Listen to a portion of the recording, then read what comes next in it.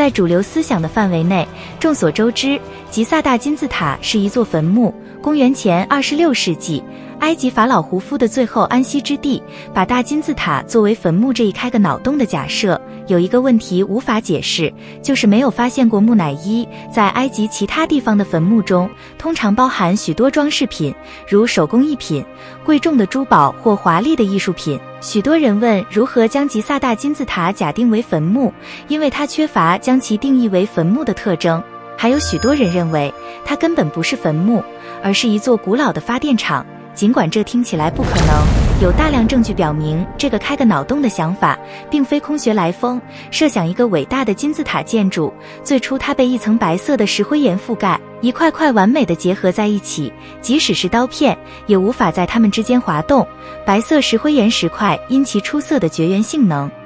而在这些绝缘块下方，大金字塔的通道和隧道内铺贴大量的花岗岩。花岗岩的主材料是石英和很多金属粒子，其中石英就是一种导电物质。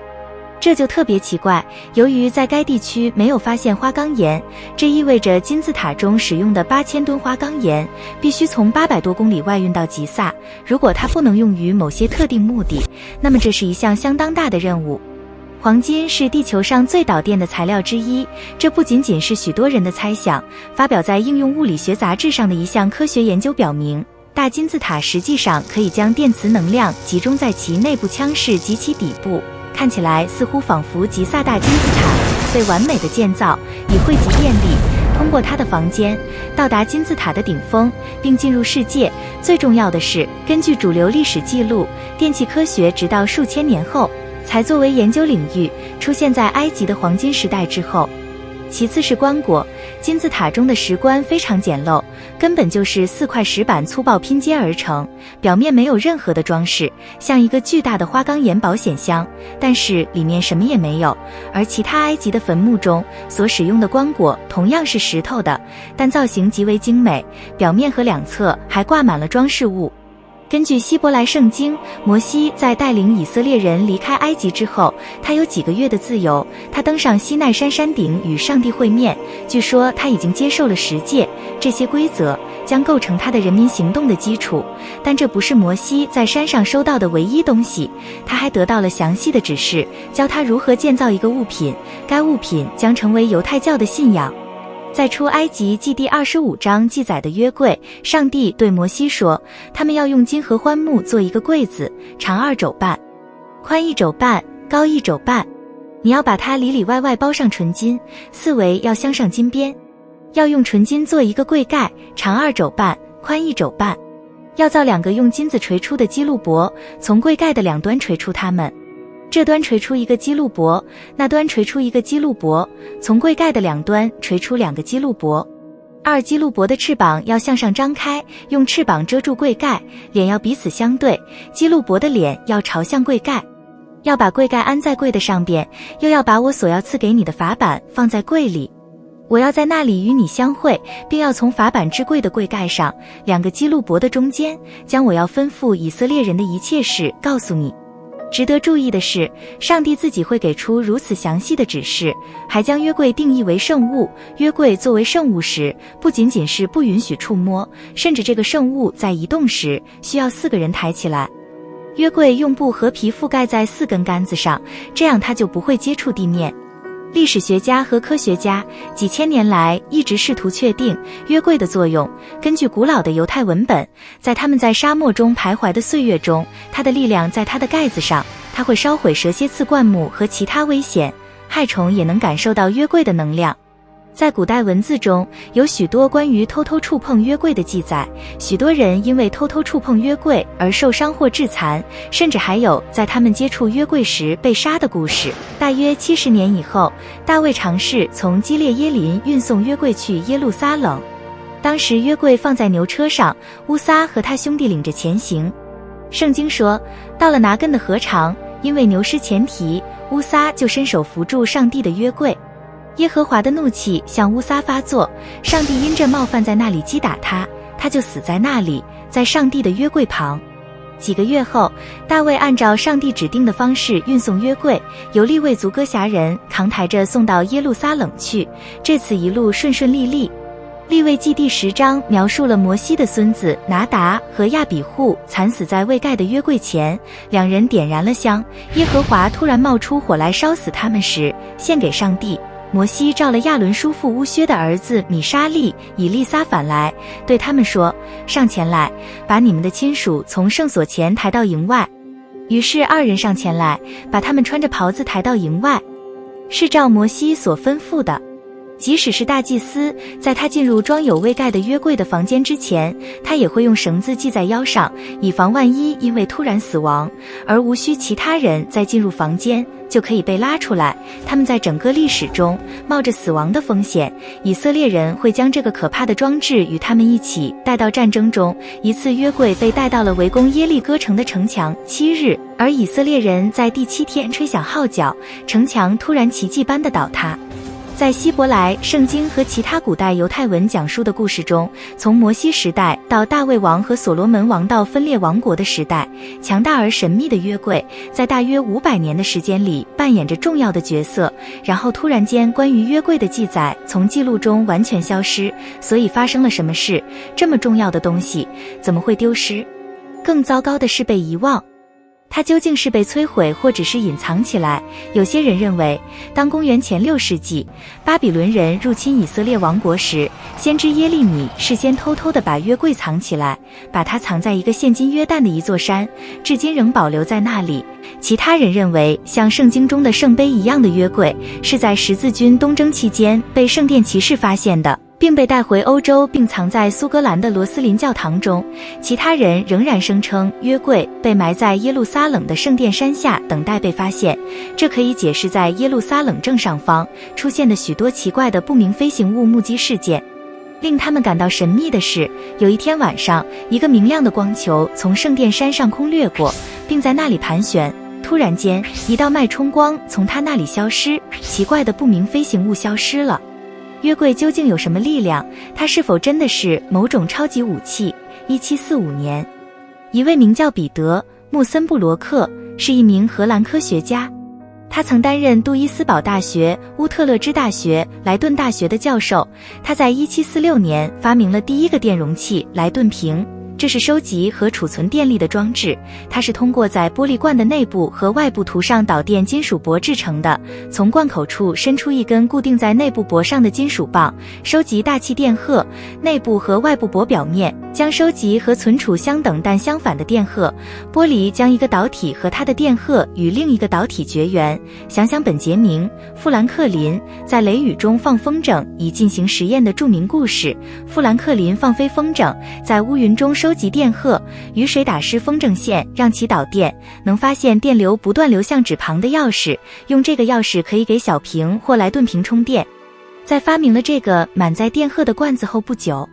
电气科学之父乔治·克里斯托夫·利希滕伯格提出，他相信圣经约柜实际上是一个古老的莱顿罐。这个想法获得了主流科学家的认可。他的文章在世界各地发行并转载。文章称，约柜是一个非常昂贵但非常完美的罐子。想想看，约柜是一个木箱，里面和外面都涂上了金，就像玻璃的罐子用金属箔涂上了金，当然比箔的导电性要好得多。人们可能会猜测，金的内层收集了一个正电荷，外层收集了一个负电荷，每个基路伯顶饰都连接到一层，使约柜的外壳成为一个带电的电容器。正如一位记者所说，如果以色列人开始建造一个原始的蓄电池，他们几乎不可能选择比约柜更好的设计。关键是因为一个满载电荷的罐子，两个导体之间会产生巨大的电压差。如果出现这种情况，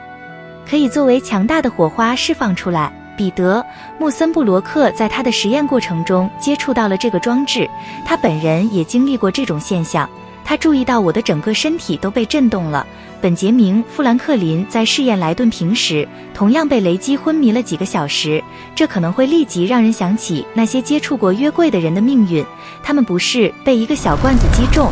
而是他们被更大、更导电的电弧烧毁。约柜比普通的装满电荷的罐子大得多。1961年，明尼苏达大学的一群大学生试图重建约柜，但后来不得不停止项目，因为它产生了无法控制的大量电荷。约柜是否真的是一种增压的满载电荷罐子？如果真是这样，问题是摩西怎么会知道，在他带领以色列人出埃及时，并且是在莱顿罐发明的几千年前？在古埃及许多地方的雕刻和艺术似乎描绘了灯泡的使用方法。在遥远的古埃及时代，人们难道就已经懂得使用电力了吗？如果约柜是某种电容器，就像一个装满电荷的罐子，那么它就是摩西在埃及看到或听到的东西的复制品。开个脑洞设想一下，如果约柜被放置在金字塔的正确位置，在大金字塔的中心深处有一个所谓的国王的房间，在这个房间内发现了一件东西，一个石柜，正好有一个空的空间，和约柜的大小差不多，约柜正好放在这个地方，会发生什么？一些人认为，答案已经通过大金字塔的内部找到了，有一个神秘隧道，大约20厘米乘20厘米。1993年，一组研究人员将一个小型机器人送上了其中一个隧道，在那里他遇到了一扇石门，上面似乎有一个金属把手。这很奇怪，因为2002年在金字塔的其他任何地方都没有发现金属。另一个团队用机器人钻过这扇门，结果发现门后面有一个小房间，被一块大电石挡住了。这个房间里可能有什么？很多人想知道。最终在2011年，一个团队重新探测了这个房间，使用微型蛇形相机避开障碍物，相机拍到的是令人惊叹的红色象形文字，到处都是奇怪的符号和图表。有些人认为这些象形文字实际上是古老的接线图，详细解释了如何使用大金字塔作为发电厂的功能。约柜真的是一个强大的电容器吗？值得注意的是，据称摩西在西奈山山顶从上帝那里得到的指示，不仅详细说明了如何建造约柜，而且还详细说明了如何建造安置约柜的帐幕。亚伦兄弟在摩西死后，用45.72米长的金柱子建造了围绕约柜的帐幕，柱子上挂着金链子，这是为了利用摩西作为埃及王子时的秘密知识来复制大金字塔系统的导电性。那么，也许根据圣经记载，当摩西将以色列人从埃及解放出来时，摩西从埃及人那里获得的不仅仅是知识，也许他们不只是带走贵金属或珠宝，而是正是使埃及成为其发电厂核心的超级电容器的东西。这就能解释为什么法老如此无情地追捕以色列人，在以色列人出走仅仅几年后，强大的埃及文明开始崩溃，再也没有达到以前的高度。这可能是因为他们失去了电力来源。圣经中摩西的故事和埃及黄金时代的历史记录中约柜力量的秘密，是否有可能是古代电力的秘密？至少历史上最伟大的思想家、著名的发明家尼古拉特斯拉在1915年发表了一篇题为《电所创造的奇妙世界》的文章，他在其中指出，摩西无疑是一位实用且技术娴熟的电工，远远领先于他的时代。特斯拉痴迷于古埃及，特别是金字塔，对这些事物进行了深入的研究，并将在1905年获得的知识融入到他10年的工作中。他公开宣称摩西是一位熟练的电工。特斯拉在他引入了一种称为特斯拉电磁金字塔的设计。他的想法是使用金字塔状结构向地球输送电力，将能量投射到天空，然后可以被世界各地的个体接收器利用。简而言之，他的想法是使用一个金字塔作为发电厂，为世界产生无限的自由能源。是否有可能在他的电磁金字塔中，特斯拉只是试图重建以约柜为核心的吉萨大金字塔的功能？想想许多方尖碑，他们在古埃及的建筑中都使用了花岗岩的建筑材料，利用石英具有高导电性，可以作为特斯拉设想的能量接收器，进入大金字塔产生的能量管道。必须注意，特斯拉这些想法不仅仅是假设。1900年代初期，他建造了巨大的沃登克里夫塔，基于他的设计，甚至在向天空投射能源方面取得了一些成功。当时特斯拉似乎即将在无限自由能源方面取得理论上的突破，他的项目资金被削减，特斯拉被迫关闭整个事情。有趣的是，它的财政支持者是美国大亨摩根大通。事实上，特斯拉的电磁金字塔项目被关闭的原因是由于它对现有的全球权力结构构成的威胁。那么可能会问，有关埃及的信息和约柜的真正目的是否因完全相同的原因而被压制？最后一个问题可能会被问到，在离开自由无限能量之前，这是一个非常大的秘密。如果此类的知识被压制，古埃及的其他秘密可能会被隐藏。例如，大金字塔怎么可能建在地球陆地的确切中心？当数千年前埃及人不可能意识到这个位置时，大金字塔和狮身人面像的布局如何与恒星的方向完美对齐，以及复杂的数学方程和概念如何可能被用于大金字塔的工程中，因为它们直到多年后才被正式发现。为什么还有这么多古埃及的象形文字和雕刻，似乎描绘了不明飞行物？我们历史中这个奇怪的遗失部分仍然笼罩在神秘之中。在我们得到所有这些问题的答案之前，我们必须保持开放的心态，并记住，大多数时候时间会揭示真相的是陌生的故事，而不是官方媒体。在欣赏完约柜的历史后，您的脑洞开了吗？如果您是古埃及人，你会怎么做？是否会重新制作约柜，放置到金字塔里面，并开放自由能源？就放心在下方留言区告诉我吧。如果你今天觉得这个影片还不错，请给这部影片一个赞，并与朋友分享。但先别急着去制作约柜，因为我们还有许多有趣的影片会陆续分享，等你观赏呢。你只需要关注我们的频道，或者告诉我们您想要看的影片，就可以尽情享受。持续锁定我们，大家一起开个脑洞吧。